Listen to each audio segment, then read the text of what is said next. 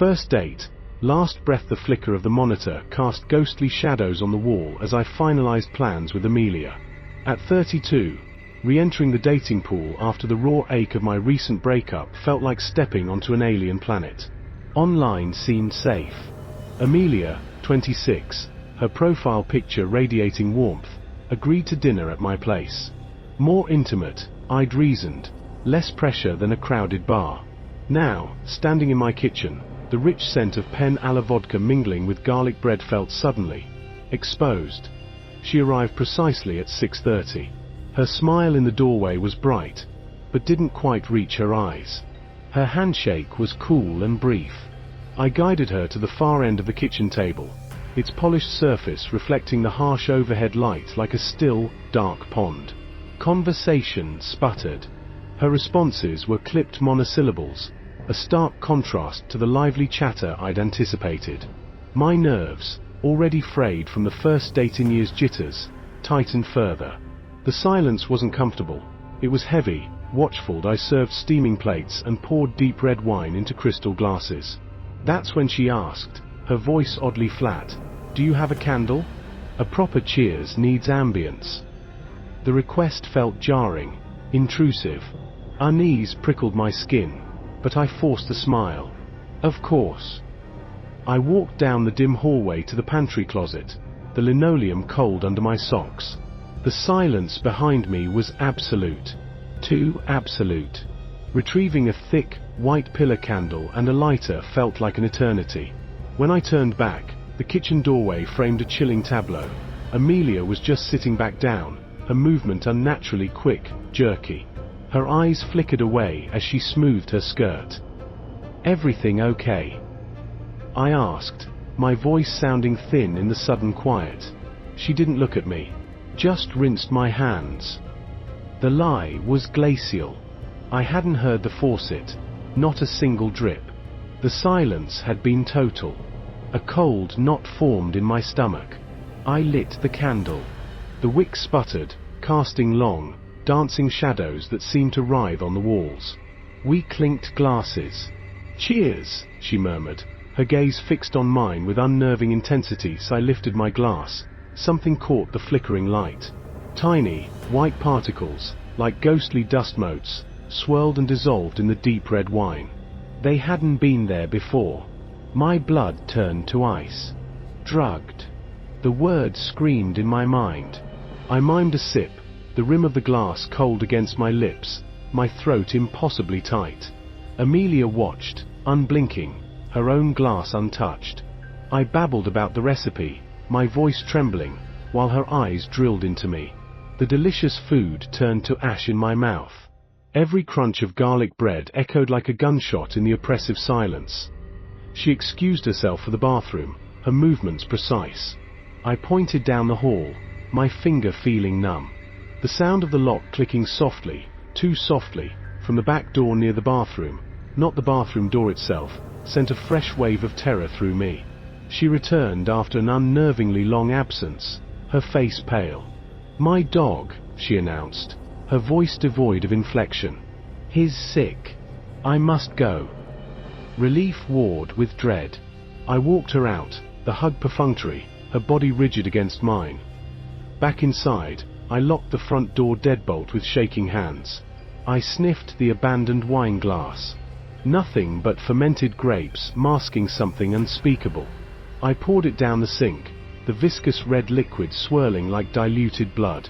A frantic inventory revealed nothing missing, except my sense of safety. Later, tossing in the grip of my relentless insomnia, the house became a cavern of shadows.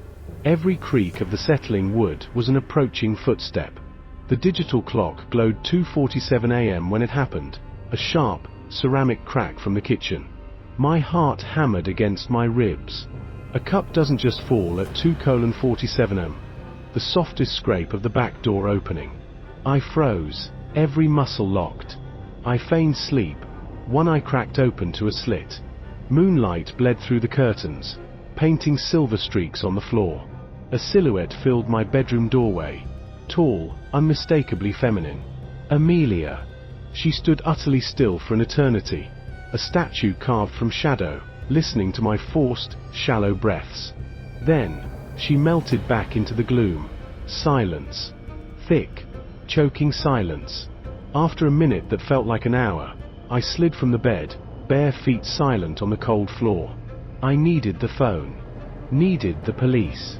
The living room was bathed in the sickly yellow glow of the distant streetlight. I crept forward, my breath catching. She wasn't hiding. She was waiting. Standing rigid in the far corner, near the kitchen entrance, her face obscured by deep shadow. Her posture wasn't furtive, it was expectant. Predatory. My gaze dropped. The wooden knife block on the counter beside her, one slot was empty. Emilia. My voice was a dry rasp, barely audible. No response. The air crackled with silent menace. I could see the faint glint of honed steel held low at her side. Emilia, I repeated, forcing strength I didn't feel. Leave. Right now. Walk out, and I don't call the cops. My eyes remained locked on the shadowed shape of the knife in her hand.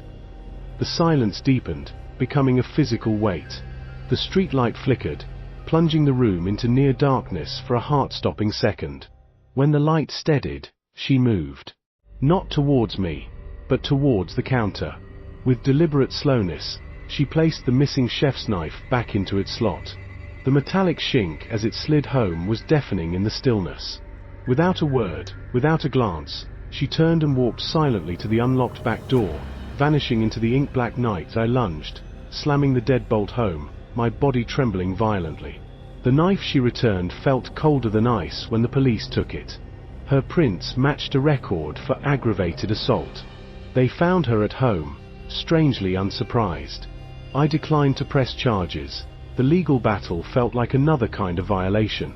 Some nights, when the insomnia wins, I still see her, a statue of shadow in the corner, the streetlight glinting off the steel she almost used, and the chilling, absolute silence before she placed the knife back, her plan merely postponed.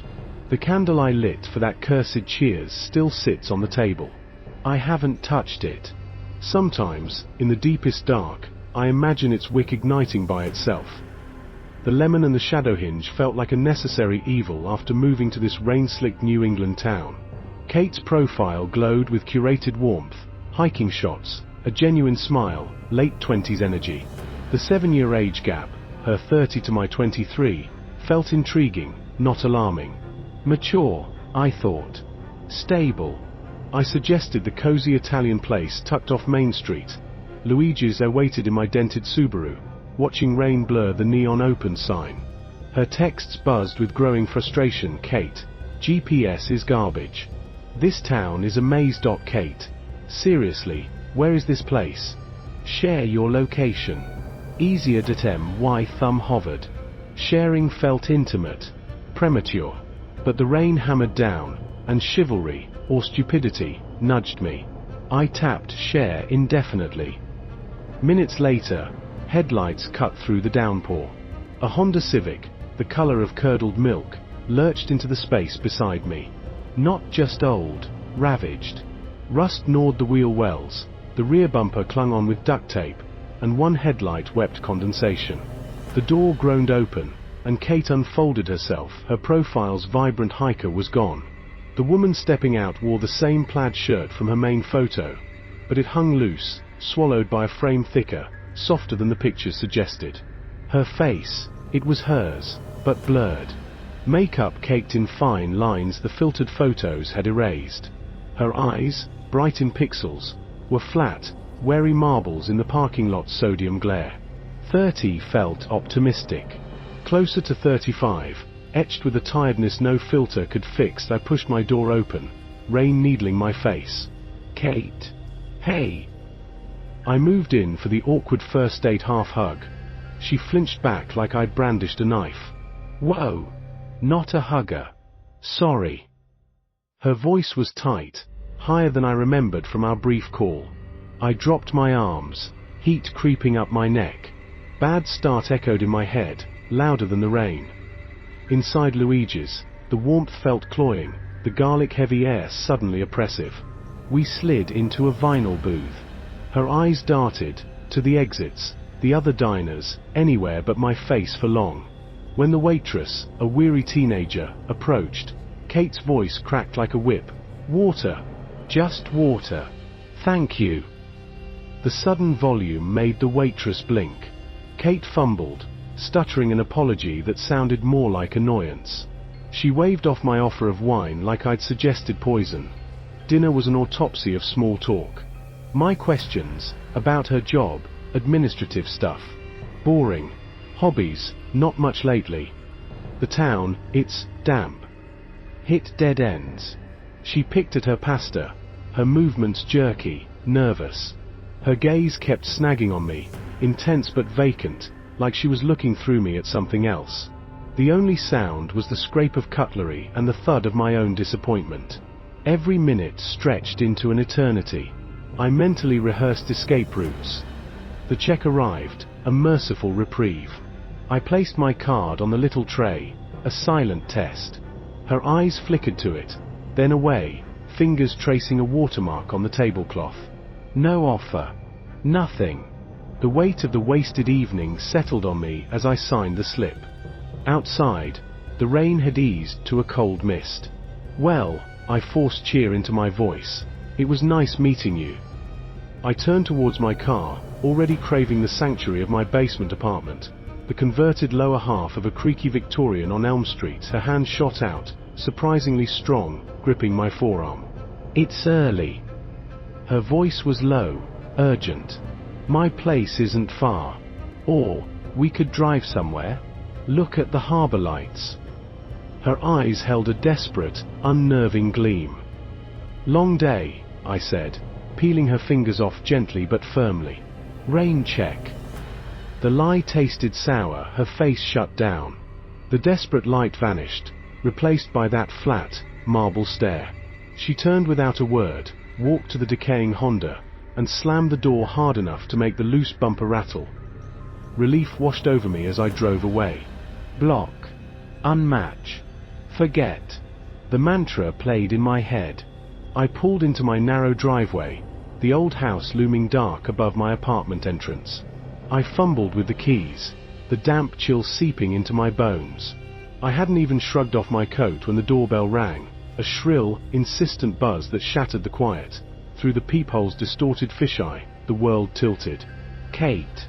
Standing rigidly on my welcome mat, haloed by the weak porch light. Raindrops glistened in her unkempt hair. How? Then it hit me, the shared location. Still active. A cold spike of fear drove into my gut. I hadn't forgotten anything. This wasn't about a lost scarf that I backed away silently, heart hammering against my ribs. I killed the lights and retreated to the kitchen's deeper gloom, pressing myself against the cold refrigerator.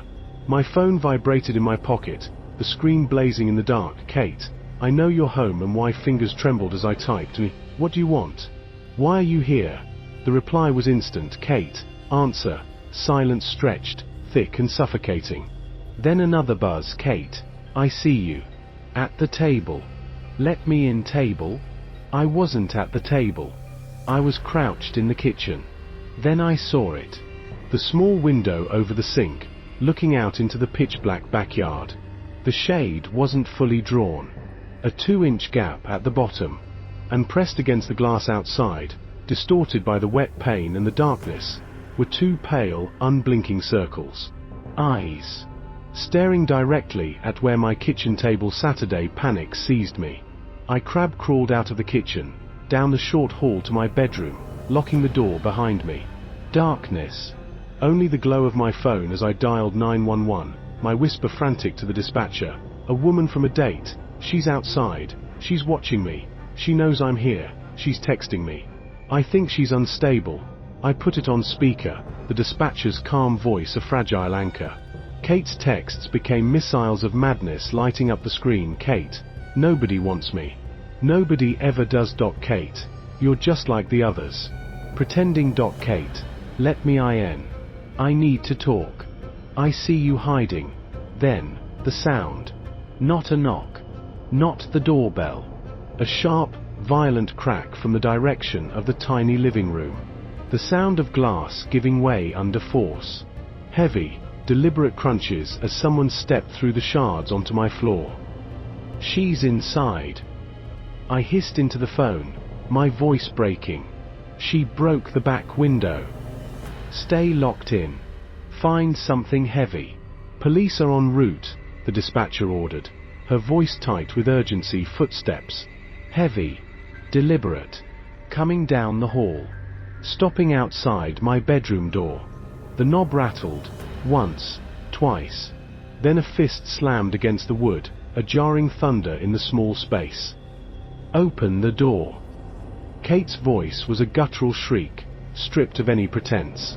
"Open it. I know you're there. You owe me." I grabbed the only weapon within reach, a heavy dumbbell from the corner. My knuckles were white on the cold metal. I pressed my back against the wall beside the door, breathing shallowly, the dumbbell raised. The pounding intensified, the door rattling in its frame. She was throwing her weight against it now. Drywall dust sifted down from the impact points. Then, salvation, the strobing flash of red and blue slicing through the gaps in my blinds, painting the room in frantic pulses. The distant warble of sirens, rapidly growing louder. The pounding stopped. Abrupt silence that I heard muffled shouts from the living room. "Police! Show me your hands." A woman's voice, Kate's, but distorted by rage and tears. "He lied. He used me. He owes me." Put down the object. Put it down now." A scuffle. Grunts. The clatter of something heavy hitting the floor, a fireplace poker from my living room stand, I'd learn later. Only then did I unlock my door and peer out. 4 officers filled the narrow hallway. Kate was face down on my splintered living room floor, hands cuffed behind her back. Her head was turned towards me. Her eyes, wide and utterly devoid of sanity, locked onto mine as an officer hauled her up. A low, guttural sound escaped her, more animal than human. She didn't struggle as they led her out through the shattered back door frame, stepping over glittering shards of glass. The report listed her as Pamela Castillo. Breaking and entering. Criminal mischief. Possession of burglary tools, the pry bar found near the broken window. Resisting arrest. The restraining order was a formality, a thin shield against the memory of those eyes at the window and the sound of splintering wood. The landlord fixed the window. I paid the deductible. Taking her to civil court felt like inviting the shadow back in. Cheaper to replace glass than peace of mind. Now, every creak in the old house is a footstep. Every car idling too long outside is a lemon-colored Honda. And I check my location sharing settings twice, 3 times, before I sleep. With the lights on. The eyes in the darkness, they don't fade. Pamela Castillo didn't just break a window, she shattered the illusion of safety, leaving only the chilling reality that madness sometimes arrives for dinner in a rusted Honda. The man with the raincoat 5 years ago, my sister Elena, was 24, adrift in the shallow waters of dating apps before finding her current partner. That night hangs like a rancid fog in our family memory. I was 19. Our other sister, Sophia, 22. Elena told us, her voice tight with forced nonchalance, she was meeting a Tinder match, Mark, supposedly 28, at the Rusty Anchor, a dim-lit bar 3 blocks away. She arrived first, settling onto a cracked vinyl bar stool under the weak glow of a neon beer sign. The air reeked of stale hops and desperation. She texted Mark her location. At the bar, red jacket. Less than 60 seconds later, a man slid onto the stool beside her, too close. He wasn't 28. 40, maybe older, with skin like crumpled parchment and eyes like chips of dirty ice. He smelled wrong. Not just body odor, but something deeper, like wet wool left to rot in a cellar. His breath, when he leaned in to offer her a drink, carried the sweet sour tang of decay and cheap whiskey. A single, yellowed front tooth jutted crookedly from his gum line like a broken tombstone. "No, thank you," Elena said firmly, recoiling. "I'm waiting for someone." He didn't move. "Come on, doll. 1 drink won't hurt." Keep you company till Prince Charming shows." His voice was gravel in oil. "Please." Elena's voice trembled slightly. "Leave me alone." He finally stood, but instead of leaving, he melted into the shadowy recesses of a nearby booth, his gaze never leaving her. Elena's fingers flew over her phone. "Creepy guy just harassed me at the bar. Please hurry." No response. 5 agonizing minutes later, "Where are you?" The reply blinked back, cold and dissonant. "Running late. Get a drink or two without me." Ice flooded Elena's veins. What kind of man said that? The man materialized beside her again, smelling fouler, his smile predatory. "No show, huh? Told YA. Some guys just ain't reliable." He nudged her elbow. "Lucky for you, I am." Elena pulled her arm away sharply. "I'm leaving." She fired off a final text. "Sorry, something came up. Leaving now." As she hit send, the man's phone, lying face up on the sticky bar, buzzed. The world tilted. Elena's breath hitched. The crooked tooth, the rancid smell, the unnerving stare, and now the vibrating phone confirming the monstrous truth. This was Mark. Catfishing with a predator's patience. "I need the restroom," she choked out, bolting for the sanctuary of the ladies' room. Inside a grimy stall, she called Sophia, her whisper frantic, cracking. "Sophia, it's him. The creep is the date. He's waiting. I'm scared. Get out. Now." Sophia hissed. "Don't look back. Just run to your car and come home." Elena emerged, heart hammering against her ribs. The booth was empty. Relief warred with terror. Had he followed her? She fled the bar, the humid night air feeling thick and suffocating. The short drive home was a blur of checking mirrors, seeing phantom headlights in every reflection. She pulled into our driveway, a modest split level on a quiet, tree-lined street, and scrambled out. She fumbled for her keys. Headlights cut through the darkness. A car, nondescript and dark, slowed one house over across the street. It didn't park, just idled, engine a low growl in the silent night. Elena froze, keys digging into her palm. Then, with a surge of adrenaline, she sprinted inside, slamming and locking the door behind her. Sophia and I rushed to the foyer. Elena was pale, shaking, her eyes wide with residual terror. "He followed me," she gasped, pointing a trembling finger towards the front window. A car, across the street. We cautiously parted the blinds. The street was empty. Only the yellow glow of streetlights on damp pavement. "Elena, there's nothing there," Sophia said gently, putting an arm around her. Elena told us everything. The rancid smell, the crooked tooth, the vibrating phone, the idling car. I, fueled by useless brotherly rage, muttered threats about what I'd do if he ever came near her.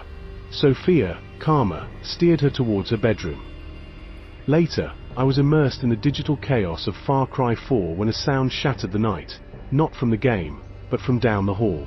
2 blood-curdling screams, ripped from Elena and Sophia's throats, pure, unadulterated terror. Elena's room. Elena lay in bed, phone light illuminating her face, trying to distract herself. A notification chimed, freezing her blood. The number. His number. Unknown. "Hey beautiful. So sorry. Just got to the bar. Didn't see your texts till now." She didn't breathe. Another chime. Unknown. "Gonna meet you at your house instead." "Which window is hers, princess?" Winking smiley. Panic exploded. She called Sophia, who ran barefoot into the room. They stared at the glowing screen, the predatory winky face emoji a grotesque taunt. "Call Dad. Call the police." Sophia whispered fiercely, grabbing Elena's ear. As Elena fumbled to dial, a different sound cut through the night. A slow, deliberate scrape against the windowpane beside her bed. Then a muffled thump, as if something heavy had landed on the small patio outside. Both sisters froze, eyes locked on the window. The cheap roller shade covering it began to bulge inward near the bottom. Fingers, thick and grimy, curled over the sill from underneath, clawing at the fabric. A low, wet chuckle seeped through the glass. The shade jerked violently upward a few inches. In the sliver of darkness revealed, pressed against the glass from outside, was the bottom half of a face, cracked lips stretched in a grin around that unmistakable, jagged yellow tooth. The smell, that horrendous smell of decay and damp, seemed to seep through the closed window. Elena and Sophia screamed, a sound of pure, animalistic horror that tore through the house. They scrambled back, falling off the bed in their terror. The shade rattled furiously as the intruder heaved against it. The plastic roller groaned in protest. Our parents' heavy footsteps pounded down the stairs. Mine followed, abandoning my game. We burst into Elena's room just as the shade snapped back down with a final, violent rattle. Outside, the sound of heavy footsteps thudded across the patio stones, then vanished into the rustling bushes. Dad was out the front door in seconds, a baseball bat in hand, but the night had swallowed the intruder. Only the lingering, nauseating scent of wet rot and the deep gouges left by frantic fingernails on the window frame remained as evidence. The police took the report, noted the fake number generated by a burner app, their faces grim. "These apps, like ghosts," one officer muttered, taking the phone records. "Hard to trace. We'll try." Weeks bled into months. The official line was a dead end. The police never found him. Life, superficially, resumed. But Elena never slept with her window uncovered again. She flinched at unexpected headlights, scanned crowds for a crooked smile, and the scent of wet wool could send her into a silent panic. The man in the raincoat who smelled of the grave didn't just try to climb through her window that night. He crawled into the quiet spaces of our lives, a chilling reminder that the monsters aren't always under the bed. Sometimes, they swipe right. Sometimes, they know exactly which window is yours. And sometimes, they simply vanish, leaving only the stench of their malice and the echo of your sister's screams to prove they were ever real.